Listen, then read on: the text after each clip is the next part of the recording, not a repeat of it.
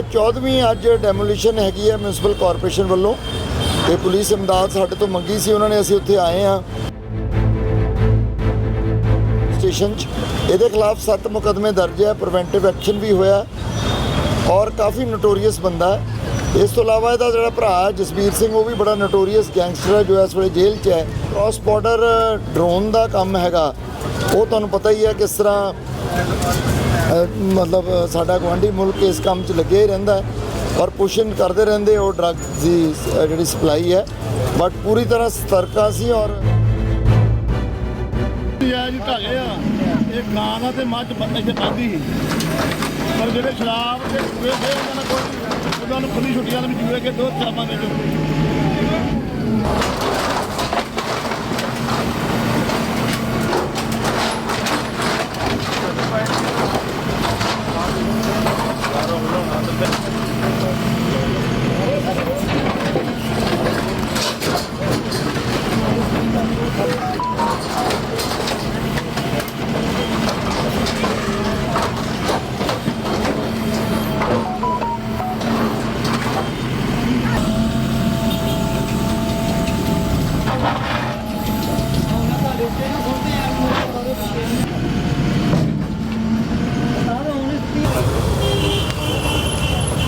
बुला लो हूँ जोड़े भी हो, बाकी आ गए कि नहीं जी भाई उत्ते कह दे उन्होंने को आ जाओ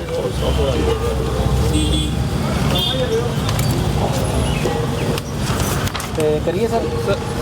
फिर मैं कहा बाकी ने फिर कहना साड़ी रह गई चालू करता यार। जी जी सर आज जरा किया जाए ਸਾਡੇ ਮਾਨਯੋਗ ਸੀਐਮ ਸਾਹਿਬ ਦੀ ਜਿਹੜੀ ਨਸ਼ਾ ਯੁੱਧ ਨਸ਼ਾ ਵਿਰੋਧ ਮੁਹਿੰਮ ਹੈ ਉਹਦੇ ਤਹਿਤ ਬਹੁਤ ਵੱਡੀਆਂ ਰਿਕਵਰੀਆਂ ਕਮਿਸ਼ਨਰੇਟ ਪੁਲਿਸ ਅੰਮ੍ਰਿਤਸਰ ਵੱਲੋਂ ਕੀਤੀਆਂ ਗਈਆਂ। ਜੇ ਆਪਾਂ 1 ਜਨਵਰੀ ਤੋਂ ਦੇਖੀਏ ਤਾਂ 247 ਕਿਲੋ ਹੀਰੋਇਨ ਤੇ ਹੋਰ ਬਾਕੀ ਫਾਰਮਾ ਡਰੱਗਸ ਤੇ ਹੋਰ ਚੀਜ਼ਾਂ ਰਿਕਵਰ ਹੋਈਆਂ। ਔਰ ਇਸ ਤੋਂ ਇਲਾਵਾ ਜਿਹੜਾ ਮਿਊਨਿਸਪਲ ਕਾਰਪੋਰੇਸ਼ਨ ਵੱਲੋਂ ਇਲੀਗਲ ਕਰਾਰ ਦਿੱਤੇ ਗਏ ਸਟਰਕਚਰਸ ਨੇ, ਘਰ ਨੇ, ਉਹਨਾਂ ਨੇ ਸਾਡੇ ਤੋਂ ਪੁਲਿਸ ਫੋਰਸ ਮੰਗਦੇ ਆ ਤੇ ਅਸੀਂ ਆਪ ਆ ਕੇ ਦੇ ਦਈਏ ਸੋ ਦੈਟ ਮੈਸੇਜ ਕਲੀਅਰ ਚੱਲ ਜੇ ਕਿ ਜਿਹੜਾ ਡਰੱਗ ਮਨੀ ਨਾਲ ਬਣਾਈਆਂ ਹੋਈਆਂ ਚੀਜ਼ਾਂ ਉਹਨਾਂ ਦੀ ਕੋਈ ਜਗ੍ਹਾ ਨਹੀਂ ਹੈ ਸਾਡੀ ਸਿਵਲਾਈਜ਼ ਸੋਸਾਇਟੀ 'ਚ। ਔਰ ਇਲੀਗੈਲਿਟੀ ਦਾ ਖਿਲਾਫ ਜ਼ੀਰੋ ਟੋਲਰੈਂਸ ਪਾਲਿਸੀ ਹੈ। ਸੋ ਇਹ 14ਵੀਂ ਅੱਜ ਡੈਮੋਲੀਸ਼ਨ ਹੈਗੀ ਹੈ ਮਿਊਨਿਸਪਲ ਕਾਰਪੋਰੇਸ਼ਨ ਵੱਲੋਂ ਤੇ ਪੁਲਿਸ ਇਮਦਾਦ ਸਾਡੇ ਤੋਂ ਮੰਗੀ ਸੀ ਉਹਨਾਂ ਨੇ। ਅਸੀਂ ਉੱਥੇ ਆਏ ਹਾਂ। ਇਹਦੇ 'ਚ ਚੰਦ ਸਿੰਘ ਸਨ ਆਫ ਲਾਭ ਸਿੰਘ ਦਾ ਘਰ ਹੈ ਅਨਗੜ੍ਹ ਦਾ, ਗੇਟ ਹਕੀਮਾ ਪੁਲਿਸ ਸਟੇਸ਼ਨ 'ਚ। ਇਹਦੇ ਖਿਲਾਫ 7 ਮੁਕੱਦਮੇ ਦਰਜ ਹੈ, ਪ੍ਰੀਵੈਂਟਿਵ ਐਕਸ਼ਨ ਵੀ ਹੋਇਆ ਔਰ ਕਾਫੀ ਨੋਟੋਰੀਅਸ ਬੰਦਾ ਹੈ। ਇਸ ਤੋਂ ਇਲਾਵਾ ਇਹਦਾ ਜਿਹੜਾ ਭਰਾ ਜਸਬੀਰ ਸਿੰਘ ਉਹ ਵੀ ਬੜਾ ਨੋਟੋਰੀਅਸ ਗੈਂਗਸਟਰ ਹੈ ਜੋ ਇਸ ਵੇਲੇ ਜੇਲ੍ਹ 'ਚ ਹੈ। 37 ਮੁਕੱਦਮੇ ਉਹਦੇ ਖਿਲਾਫ ਦਰਜ ਹੈ ਵੱਖ-ਵੱਖ ਧਾਰਾਵਾਂ ਦੇ। ਔਰ ਸਾਰਾ ਜਿਹੜਾ ਇਹ ਚੰਦ ਸਿੰਘ ਤੇ ਇਹਦੀ ਜਿਹੜੀ ਫੈਮਿਲੀ ਹੈ ਇਸ ਕੰਮ 'ਚ ਲੱਗੀ ਹੋਈ ਹੈ। ਔਰ ਇਹਨਾਂ ਦੇ ਖਿਲਾਫ ਜਿਹੜੇ ਲੇਟੈਸਟ ਮੁਕੱਦਮਾ ਹੈਗਾ 2025 ਦਾ ਹੈ, 275 ਨੰਬਰ 2/10/2025 ਲੇਟੈਸਟ ਇਸੇ ਮਹੀਨੇ ਦਾ ਹੈਗਾ, ਜਿਸ 'ਚ ਕਿ 10 ਗ੍ਰਾਮ ਹੀਰੋਇਨ ਵੀ ਇਹ ਤੋਂ ਬਰਾਮਦ ਹੋਈ ਸੀ। ਜੇ ਆਪਾਂ ਇਹਦੀ ਪੁਰਾਣੀ ਹਿਸਟਰੀ ਦੇਖੀਏ ਤਾਂ 2011 ਤੋਂ ਇਹਦੇ ਖਿਲਾਫ ਫੌਜਦਾਰੀ ਮੁਕੱਦਮੇ ਦਰਜ ਨੇ। ਤੇ ਇਸ ਤੋਂ ਇਲਾਵਾ ਜਿਹੜੀ ਮੇਨ NDPS ਦਾ ਕੰਮ ਹੈ ਉਹ 7/4/2012 ਤੋਂ ਪਹਿਲਾ ਮੁਕੱਦਮਾ ਇਹਦੇ ਖਿਲਾਫ ਦਰਜ ਹੈ ਗੇਟ ਹਕੀਮਾ ਪੁਲਿਸ ਸਟੇਸ਼ਨ, ਜਿੱਥੇ ਕਿ ਕਮਰਸ਼ੀਅਲ ਕੁਆਂਟੀਟੀ ਜਿਹੜੀ ਹੈ 250 ਗ੍ਰਾਮ ਸਮੈਕ ਜਿਹੜੀ ਰਿਕਵਰ ਕੀਤੀ ਗਈ ਸੀ।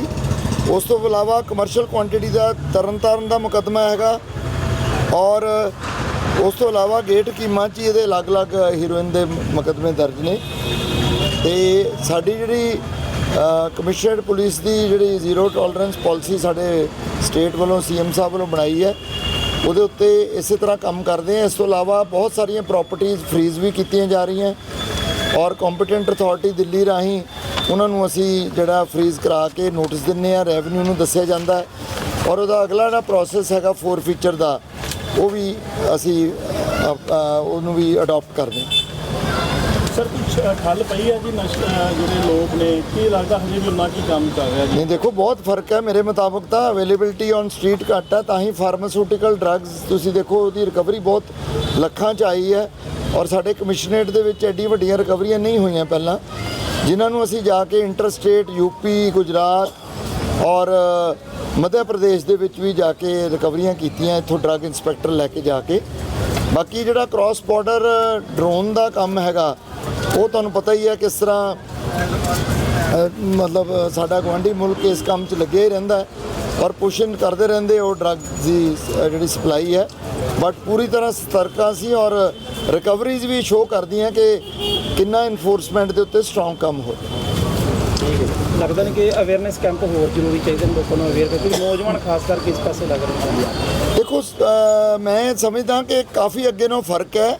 ਜੇ ਓਟ ਸੈਂਟਰ ਦੀਆਂ ਫਿਗਰਸ ਦੇਖੀਏ ਡੀ ਐਡਿਕਸ਼ਨ 'ਚ ਵੀ ਅਸੀਂ ਬਹੁਤ ਸਾਰੇ ਮਰੀਜ਼ ਦਾਖਲ ਕਰਾਏ। ਅੱਜ ਹੀ ਮੈਂ ਸਵੇਰੇ ਦੇਖ ਰਿਹਾ 3000 ਪਲੱਸ ਅਸੀਂ ਦਾਖਲ ਕਰਾ ਚੁੱਕੇ ਹਾਂ ਡੀ ਐਡਿਕਸ਼ਨ ਸੈਂਟਰ 'ਚ ਪੁਲਿਸ ਵੱਲੋਂ। ਓਟ ਸੈਂਟਰ ਦੇ ਵਿੱਚ ਵੀ ਮੇਰੇ ਖਿਆਲ 2500 ਦੇ ਕਰੀਬ ਜਿਹੜੇ ਰਜਿਸਟਰ ਹੋ ਚੁੱਕੇ ਆ। ਸੋ ਜਿਹੜੀ ਇੰਨੀ ਉੱਥੇ ਜਾਣਾ ਇਹ ਸ਼ੋਅ ਕਰਦਾ ਕਿ ਸਟਰੀਟ ਦੇ ਉੱਤੇ ਇੱਕ ਤਾਂ ਅਵੇਲੇਬਿਲਟੀ ਘੱਟ ਹੈ, ਇੱਕ ਲੋਕਾਂ ਦੇ ਵਿੱਚ ਜਾਗਰੂਕਤਾ ਦਾ ਜਿਹੜਾ ਅਸਰ ਆ ਰਿਹਾ ਉਹ ਤਾਂ ਹੀ ਆਪਣੇ ਆਪ ਨੂੰ ਡੀਡਿਕਟ ਕਰਵਾ ਰਹੇ। ਤਾਂ ਸਰ ਜਿਹੜੀ ਜਗ੍ਹਾ ਢਾਈ ਗਈ ਹੈ ਪੁਲਿਸ ਨੂੰ ਕਿੰਨੀ ਕੁ ਮੁਸ਼ਕਲ ਆ ਰਹੀ ਹੈ ਜੀ ਇਹਦੇ ਵਿੱਚ? ਕਹਿੰਦੇ ਕਿ ਬਹੁਤ ਸਾਰਾ ਨਸ਼ਾ ਜਿਹੜਾ ਨੌਜਵਾਨਾਂ ਦੇ ਵੱਲੋਂ ਆ ਕੇ ਵੇਚਣ ਦਾ ਕੰਮ ਕੀਤਾ ਜਾਂਦਾ ਜੀ ਇੱਥੇ। ਨਹੀਂ ਮੁਸ਼ਕਲ ਕੋਈ ਨਹੀਂ ਹੈ, ਤੁਹਾਡੇ ਸਾਹਮਣੇ ਆਪਾਂ ਖੜੇ ਹਾਂ। ਮੈਂ ਤਾਂ ਆਪ ਸੀਨੀਅਰ ਮੋਸਟ ਆਫਿਸਰ ਹਾਂ ਡਿਸਟ੍ਰਿਕਟ ਦਾ, ਅਸੀਂ ਆਪ ਖੜੇ ਹਾਂ। ਮਿਊਨਿਸਪਲ ਕਾਰਪੋਰੇਸ਼ਨ ਦੇ ਆਫਿਸਰਸ ਆਏ ਹੋਏ ਆ, ਉਹਨਾਂ ਦਾ ਜਿਹੜਾ ਆਰਡਰ ਸੀ ਪੁਲਿਸ ਅਮਦਾਦ ਦਾ ਉਹਨੂੰ ਆਪ ਮੈਂ ਖੁਦ ਆਪਣੇ ਲੈਵਲ ਤੇ ਆ ਕੇ ਇੰਪਲੀਮੈਂਟ ਕਰਾ ਰਿਹਾ ਔਰ ਉਹਨਾਂ ਨੂੰ ਪੂਰਾ ਹੀ ਸਹਿਯੋਗ ਦੇ ਰਹੇ ਹਾਂ। ਸਰ ਬੈਨ ਲੱਗਦਾ ਕਿ ਜਿਹੜਾ ਪੁਲਿਸ ਦੇ ਕੰਮ ਦੇ ਵਿੱਚ ਚਰਚਾ ਨਹੀਂ ਹੁੰਦੇ ਇਦਾਂ ਹੀ ਇਨਵੋਲਵ ਕੀਤੀ ਜਾਏਗੀ। ਮਤਲਬ ਬਿਲਕੁਲ ਜੋ ਇਲੀਗੈਲਿਟੀ ਹੈ, ਜੋ ਕਾਰਪੋਰੇਸ਼ਨ ਸਮਝਦੀ ਹੈ ਕਿ ਇਲੀਗਲ ਹੈ, ਉਹਨੂੰ ਜ਼ਰੂਰ ਹਟਾਇਆ ਜਾਏਗਾ। ਸਰ ਪਰਿਵਾਰ ਕਹਿ ਰਹੇ ਕਿ ਸਾਡੇ ਤੇ ਕੋਈ ਪਰਚਾ ਨਹੀਂ ਦਰਜ ਤੇ ਜਿਹੜੀ ਜਗ੍ਹਾ ਹੈਗੀ ਹੈ ਇਹ ਸਾਡੀ ਹੈ। ਚਲੋ ਦੇਖੋ ਇਹ ਚੀਜ਼ਾਂ ਤਾਂ ਉਹਨਾਂ ਨੇ ਨੋਟਿਸ ਦੇ ਵਿੱਚ ਕੰਪੀਟੈਂਟ ਅਥਾਰਟੀ ਨੂੰ ਦੱਸੀਆਂ ਸੀ। ਸਾਡਾ ਤਾਂ ਉਹ ਕੋਈ ਕੰਮ ਨਹੀਂ, ਅਸੀਂ ਤਾਂ ਬੇਸਿਕਲੀ ਪੁਲਿਸ ਹੈਲਪ ਦੇਣ ਵਾਸਤੇ ਇੱਥੇ ਆਏ ਹਾਂ। ਇਹ ਸਾਰਾ ਪ੍ਰੋਸੀਜਰ ਫੋਲੋ ਹੋ ਕੇ ਹੀ ਆਰਡਰ ਹੁੰਦੇ ਆ। ਠੀਕ ਹੈ, ਥੈਂਕ ਯੂ ਜੀ।